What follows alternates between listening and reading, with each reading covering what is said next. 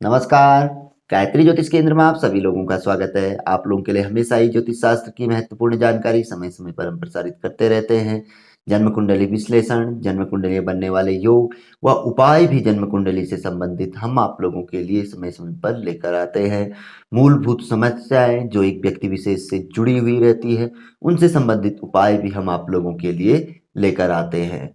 आज हम आप लोगों को बताएंगे देवगुरु बृहस्पति का एक ऐसा उपाय जब वह अत्यंत कुपित हो जाते हैं किसी जातक पर और उसकी विशेष आराधनाओं से भी वह प्रसन्न नहीं होते हैं।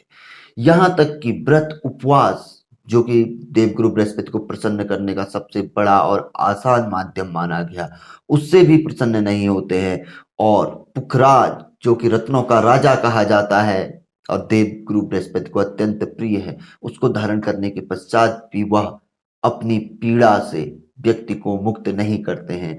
तो उस परिस्थिति में इस सामान्य, सरल, सिद्ध और तुरंत फल देने वाले उपाय को यदि कोई जातक अपनाता है तो देवगुरु बृहस्पति की पीड़ा से वह मुक्ति प्राप्त कर लेता है और चमत्कारिक प्रतिफल देवगुरु का उसे प्राप्त होता है।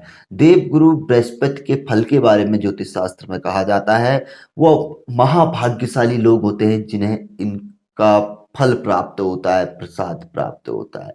क्योंकि जहां यह फल देना शुरू करेंगे वहां कोई भी ग्रह बीच में नहीं आ सकता है, वरना यह फल व्यक्ति को, कुफल जो होता है व्यक्ति को, जो अरिष्ट होता है उसका समन करते हैं। अरिष्ट समन हेतु ही देवगुरु बृहस्पति की, कुल देवता आदि की हम पूजा करते हैं, देवी देवताओं की जो रहता है। लेकिन यह शुभ फल ना के बराबर देते, व्यक्ति विशेष होते हैं जिन्हें शुभ फल प्राप्त होता है, कुफल को नाशक होते हैं। यानी कि व्यक्ति के कुफल में को अरिष्ट मतलब कम कर देते हैं, उसका नाश कर देते हैं। तो हम बात कर रहे थे कि इनको प्रसन्न करने के लिए हम क्या कर सकते हैं, कौन सा वो ऐसा उपाय है जो इन्हें अतिशीघ्र प्रसन्न कर दे।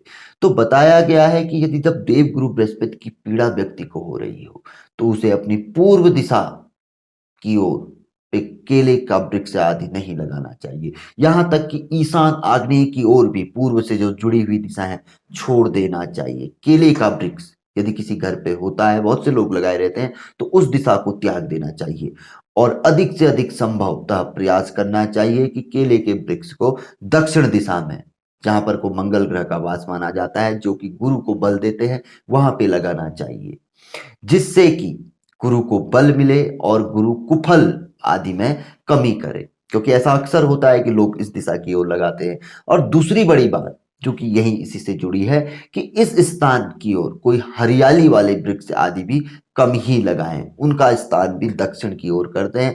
यदि कोई हरियाली वाला वृक्ष या कोई केले का वृक्ष ऐसा है कि ऊंचा है और आपकी मकान में से ऊंचा है, जिस पे आप निवास करते हैं, जिस जातक को गुरु की पीड़ा है या उसकी छाया विशेष उस मकान पे पड़ती है, तो उससे दूरी बना लें, कुछ समय के लिए उसे त्याग दें। अपना है तो संभवतः तो पेड़ को हटाने का प्रयास करना चाहिए जिससे कि उसकी छाया ना पड़े या उसकी हाइट जो है, ऊंचाई अपने मकान से ज्यादा ऊंची ना हो। ऐसा बताया गया है। गुरु ग्रह की पीड़ा निवारण है तो आप जब अध्ययन करेंगे तो ये चीजें उसमें सामने आएंगी। तो उसमें विशेष तौर पर कि पूर्व दिशा की ओर केले का वृक्ष ना लगाएं, क्योंकि अक्सर ऐसा होता है जब गुरु ग्रह की पीड़ा चरम पे होती है, व्यक्ति विशेष यह एक अवश्य ही भूल करते हैं, तो उसको हटाकर दक्षिण दिशा में कर दें। कोई खराब दिशा नहीं है, मंगल की दिशा है और दक्षिण दिशा में गुरु ग्रह का केले का वृक्ष एक प्रकार से वास्तु दोष नाशक होता है।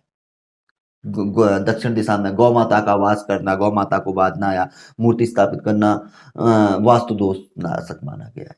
तो ये चीजें बताई गई हैं, कहीं पर को कुछ लोग बता देते हैं, कहीं कुछ बता देते हैं, लेकिन जो सही चीजें हैं वह बहुत कम आप लोगों तक या हम लोगों तक भी पहुंचती हैं। हम लोग भी तो सुनते हैं बहुत से लोगों की बातें। तो बताया गया जो यह चीज है, या यदि आप आजमाते हैं तो इसका शीघ्र ही आपको शुभ परिणाम देखने में आता है। तो भली बात ही आप समझ गए होंगे कि पूर्व दिशा और इससे जुड़ी हुई ईशान व आग्नेय दिशाओं से भी केले का वृक्ष आदि इस दिशा में ना लगाए, ना हो तो उसको हटा दे। जब गुरु ग्रह की पीड़ा चरम स्थान पर, चरम पर होती है, जब लगता है कि गुरु खराब है जन्म कुंडली के अनुसार, या उसकी जो पीड़ाएं बताई गई है पूर्व के कई एपिसोडों में हम आप लोगों के लिए लाए हैं, आप देख सकते हैं। जिनके पास जन्म पत्रिका आदि नहीं है, भली बात ही उन्हें पता चल जाएगा कि गुरु ग्रह उनके मजबूत है या कमजोर है। दूसरा, हरे हरियाली वाले जो बड़े पौधे होते हैं, हरे फल आदि जिनमें आते हैं ये चीजें, तो उनको भी, या कोई भी फल आता है हरा, हरा ही होने वाले हुए पेड़, तो ऊंचाई ना हो उतनी ज्यादा, जो कि आपके मकान से बिल्कुल आपकी बाउंड्री के अंदर हो, ये तो आदमी परिस्थिति देखते हुए निर्णय ले सकता है। दूसरा, छाया ना पड़े। गुरु ग्रह की पीड़ा उस समय पे थोड़ा सा ज्यादा फलदायी होती है और एकदम से उसमें शांति नहीं मिलती है। आदमी कई जप दान पूजा पाठ उपासना आराधना रत्न धारण आदि करता है, यहाँ तक कि जड़ी धारण, केले की ही का वृक्ष गुरु का माना गया है, संतरे का वृक्ष माना गया है, तो इनकी जड़ी धारण करता है, तो वहां पर को वो भी कम फलदायी होती है, कम फलदायी का निष्प्रभावी हो जाती है, क्योंकि मेन चीज तो वह चीज है बाहर से। और पूर्व दिशा विशेष तौर पर शुक्र का वास माना जाता है यहाँ पर को, क्योंकि सूर्य को तो केंद्र माना जाता है। तो यहाँ पर को क्योंकि एक देवगुरु एक दैत्य गुरु, देवगुरु बृहस्पति और दैत्य गुरु शुक्राचार्य, तो देवगुरु की प्रिय चीज दैत्य गुरु के यहाँ पर को चले गई, तो वैसे भी उनका कुपित होना स्वाभाविक है। तो इसमें कई प्रकार के विश्लेषण हम कर सकते हैं। तो कुल मिला के आप भली बात ही समझ गए होंगे कि जिस चीज के लिए यह एपिसोड बनाए कि गुरु ग्रह का जब बड़े से बड़ा उपाय निष्प्रभावी हो जाए, तो इस उपाय को आप कर लीजिए। तो यह जानकारी क्योंकि लंबी खिंचते चले जाएगी बातों बातों में, यदि आप लोगों को पसंद आई तो जरूर इसे आगे बढ़ाकर आप शेयर कर सकते हैं। नए लोगों से आग्रह रहता है कि चैनल से जुड़िए, सब्सक्राइब करें, बेल आइकन दबाएं, नित नई जानकारी, बहुत अच्छी जानकारी आप लोगों को देखने को सुनने को मिलेगी। तो मिलेंगे ऐसी किसी बहुत अच्छी जानकारी के एपिसोड के साथ अगले वीडियो में। तब तक के लिए नमस्कार, जय श्री राम, जय श्री कृष्णा, ओम नमः शिवाय।